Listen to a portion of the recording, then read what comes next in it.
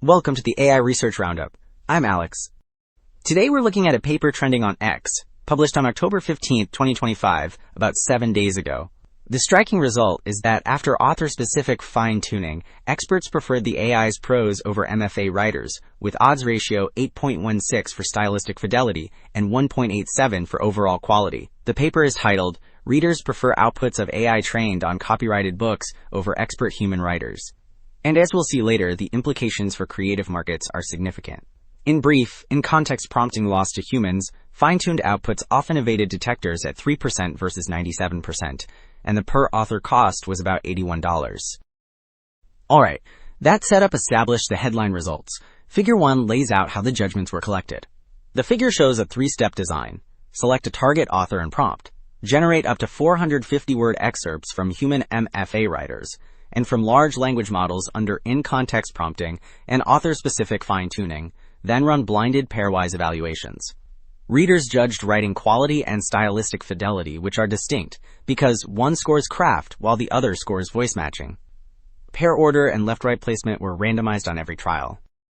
Well, Figure 1 outlined the pipeline. Figure 2 presents what happened in practice. Panels C and D show the probability of choosing AI by model, where experts dipped well below chance for in-context runs, but rose sharply for the fine-tuned model, while lay readers hovered near or above chance throughout. Panel E reports detection, which tagged in-context AI about 97%, yet missed almost all fine-tuned outputs. Panel F links detectability to quality choices, showing a negative slope for in-context and a flat relationship after fine-tuning.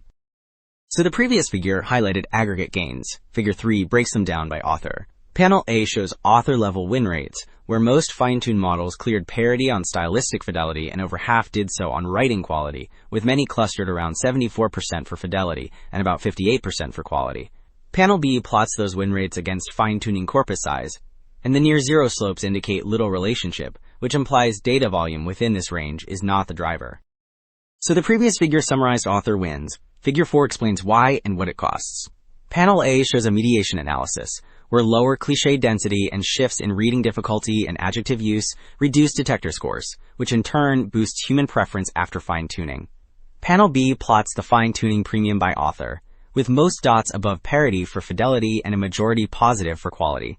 Panel C compares costs, showing expert writers at $25,000 versus roughly $25 to $276 for generating 100,000 AI words.